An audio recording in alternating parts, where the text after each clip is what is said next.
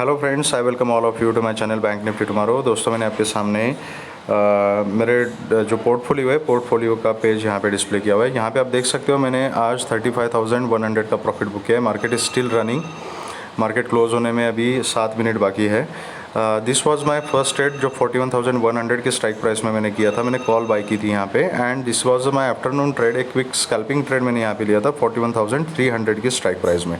ठीक है, तो अब इसका लॉजिक मैं बताता हूँ आपको। पहले मैं आपको ले चलता हूँ मेरे ऑर्डर बुक में। वहाँ पे आप देख सकते हो कि ऑर्डर्स कहाँ कहाँ मैंने प्लेस किए थे। ठीक है, तो ये फर्स्ट ट्रेड था, उसमें मैंने 4 लॉट की क्वान्टिटी डाली थी जो 9:15:32 ये टाइमिंग दिख रहा है, 9:15 32 उसके बाद मैंने इसी में कुछ क्वांटिटी ऐड करके रिड्यूस करके स्कैल्पिंग की थी, और फाइनली वो जो स्कैल्पिंग है, ये स्कैल्पिंग मेरी ख़त्म हुई थी 9:30 पे। ठीक है, यहाँ पे आप देख सकते हो, ये देखिए 9:30 पे मैंने फाइनल जितनी भी क्वांटिटी बची हुई थी उसको निकाल लिया था। और उसके बाद जो मेरा सेकंड ट्रेड है, वो सेकंड ट्रेड 14:03 यहाँ पे टाइमिंग है एंड 31 सेकंड, तो 2:03 31 पे मैंने ये ऑर्डर पंच किया था। उसमें मैंने कुछ देर तक स्कैल्पिंग की, और ये ट्रेड जो है, ये मैंने फाइनल पूरी जो क्वांटिटी यहाँ पे रिड्यूस की थी, दैट वाज एट 2:23 पे।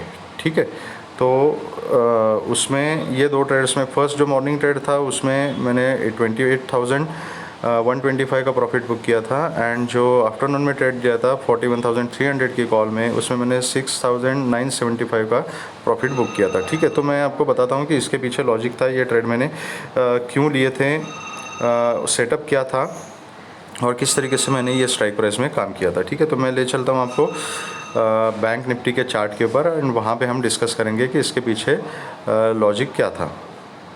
ठीक है, तो आप ये देख सकते हो, वेट अ मिनट, यस, तो this is a first candle and this is 9:30 की कैंडल। ठीक है, तो मेरा जो ट्रेड था वो मैंने इस कैंडल के ऊपर ही इनिशिएट किया था, क्योंकि इस कैंडल ने, यहाँ पे देख लीजिए, ये प्रीवियस डे का जो सपोर्ट था, सॉरी प्रीवियस डे का जो हाई था, यहाँ पर इस कैंडल ने सपोर्ट लिया। जैसे ओपन हो गए, ओपन होने के बाद नीचे आ गई, और नीचे जाने के बाद फिर से यहाँ से बाइंग प्रेशर आ गया था। ठीक है, तो इसी कैंडल के ऊपर मैंने 9:15 30 पे यहाँ पे ट्रेड इनिशिएट किया था।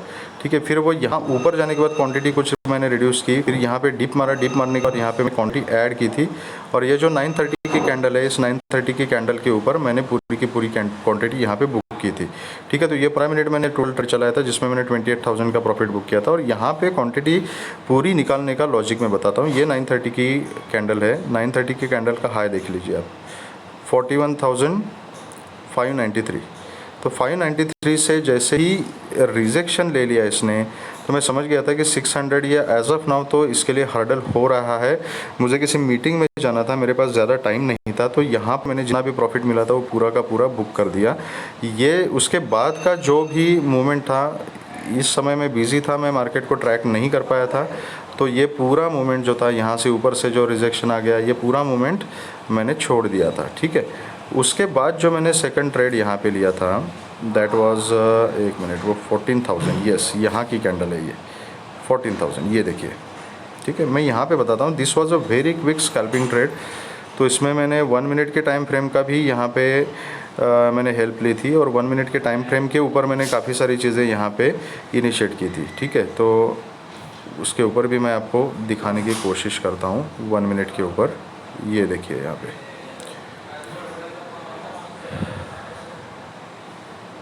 ये देखिए 1400 सॉरी। तो यहाँ से जैसे ही एक यहाँ पे डबल बॉटम टाइप का एक स्ट्रक्चर यहाँ पे बन चुका है, इफ़ यू कैन सी यहाँ पे। ठीक है, जनरली मैं स्कैल्पिंग के लिए 1 मिनट, 3 मिनट, 5 मिनट्स, 15 मिनट सभी टाइम फ्रेम का यूज़ करता हूँ। मल्टी टाइम फ्रेम एनालिसिस करना पड़ता है प्राइस एक्शन देखने के लिए। तो यहाँ पे जैसे डबल बॉटम बना था, इस जोन को ब्रेकआउट करने के बाद मैंने अपना स्ट्राइक प्राइस यहाँ पे चूज़ किया था, और जैसे ही यहाँ पे ये 2:03 की कैंडल थी, इसका फॉलोअप आने लगा, तो यहाँ पर मैंने कुछ क्वान्टिटी यहाँ पर डाल दी, फिर इसी कैंडल के ऊपर कुछ क्वान्टिटी ऐड की थी, फिर यहाँ पर रिट्रेसमेंट आ गया था। ये रिट्रेसमेंट जो पूरा आया था, यहाँ पे मैंने क्वांटिटी को रिड्यूस किया था, क्योंकि यहाँ पे मेरा ट्रेड लॉस में जाने की पूरी प्रोबेबिलिटी थी। ठीक है, तो यहाँ पे मैंने क्वांटिटी रिड्यूस की थी, और फिर जैसे यहाँ से बाइंग प्रेशर आ गया और प्राइस ने यहाँ पे सस्टेन किया था, होल्ड किया था, उसके बाद मैंने क्वांटिटी को यहाँ पे ऐड किया, ठीक है। और आप देख सकते हो कि 2:26 पे मैंने पूरा का पूरा ट्रेड जो है यहाँ पे बुक किया था। तो what was the reason behind it, because again it had taken a rejection. ये प्रीवियस हाई वाज एट 41,394, मतलब 400 के ऊपर ये क्रॉस नहीं कर पा रहा था। उसके बाद then second time it has taken a rejection at 41,388, और वहाँ से जैसे रिजेक्शन मिला तो आई वाज कंफर्म कि इस 380 टू 400 का जो जोन है इसको क्रॉस करके प्राइस ऊपर नहीं जा रहा है, ठीक है। और यहाँ पर ये एक ट्रेंड लाइन भी एक रेजिस्टेंस था, तो यहाँ पे मैं ज़्यादा रिस्क लेना नहीं चाहता था। मेरा ट्रेड इनिशिएट करने का जो रीज़न था वो था कि मैं एक 25-30 पॉइंट इसमें कैप्चर करूँ, उससे ज़्यादा पॉइंट कैप्चर करने का मेरा कुछ प्लान इसमें नहीं था।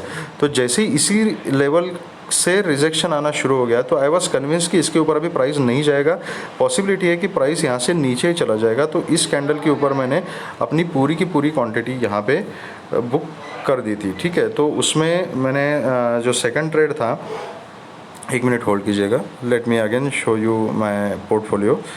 तो जो सेकंड ट्रेड था उस सेकंड ट्रेड में मैंने सिर्फ 6,975 का प्रॉफिट मैंने यहाँ पे बुक किया था। Although the quantity was heavy, लेकिन मेरा टारगेट कम था और एक स्कैल्पिंग के एक मोमेंट मेरे को कैप्चर करनी थी, वो मैंने कर दी। तो ठीक है, तो दीज आर 2 ट्रेड्स जो मैंने आज लिए और टोटल प्रॉफिट 35,100 का यहाँ पे बुक किया हुआ है। तो इसी तरीके से मैं स्कैल्पिंग करता हूँ दोस्तों। जो कुछ लोग होते हैं जो फुल टाइम ट्रेडर्स होते हैं, जिनको सिस्टम के सामने बैठने का टाइम मिलता है, जो कंटिन्यूसली अपने सिस्टम को मॉनिटर कर सकते हैं, तो उनके लिए इट इज़ पॉसिबल कि whole day level to level वो काम कर सकते हैं, वेट कर सकते हैं। अभी आप में से बहुत सारे लोग हैं, मुझे मैसेजेस आते रहते हैं कि सर हम तो जॉब करते हैं, किस तरीके से हम ट्रेडिंग कर सकते हैं। तो दोस्तों मैं भी जॉब करता हूँ। आज मुझे 9:45 पे मीटिंग के लिए जाना था, तो मेरे पास ज़्यादा टाइम नहीं था, तो मैंने 9:15 टू 9:30 के बीच में मुझे एक सेटअप मिला, उस सेटअप के ऊपर मैंने काम किया, ठीक है। अगर सपोज सेटअप यहाँ पे नहीं मिलता मुझे, तो मैं ट्रेड नहीं करता। जब 2 बजे मुझे टाइम मिलता है उस समय मैं देख लेता। अब आज 1:30 पौने 2 बजे मैं फ्री हो गया, उसके बाद देखा तो 2 बजे मुझे कुछ थोड़ा बहुत सेटअप दिखने लगा, लेकिन इस बात की गारंटी थी कि मार्केट इज रेंज बाउंड। मैंने अपने टेलीग्राम चैनल के ऊपर भी इमीडिएटली अपडेट किया था कि market is range bound over there, ठीक है।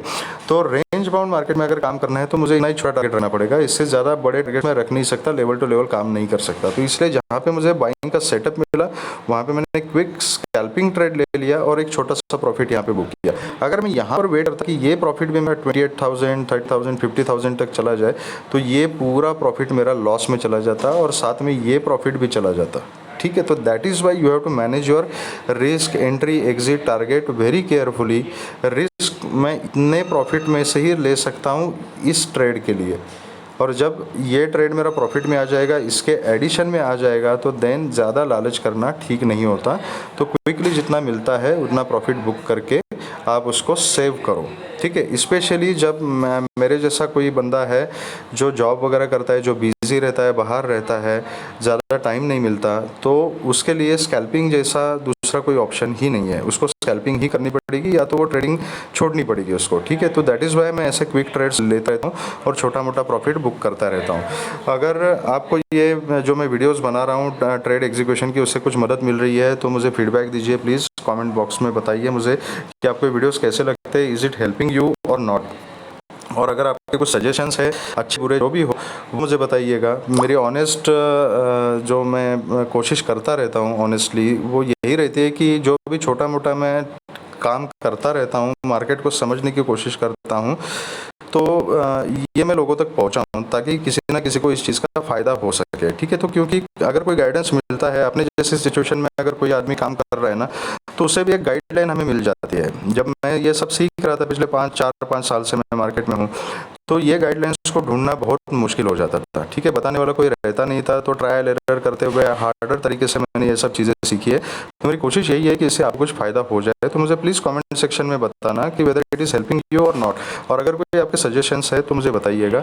मैं भी एक आपकी तरह एक आम आदमी हूँ, एक नॉर्मल ट्रेडर हूँ। I am not a SEBI registered financial adviser या टेक्निकल एडवाइज़र, ठीक है। तो अगर इन सब चीज़ों से अगर आपको कुछ हेल्प हो रही है तो please let me know, and if you like this video then please subscribe the channel, hit the like button, press the bell icon, and share the video with the maximum people so that all will be benefited. Thank you very much friends, and all the very best.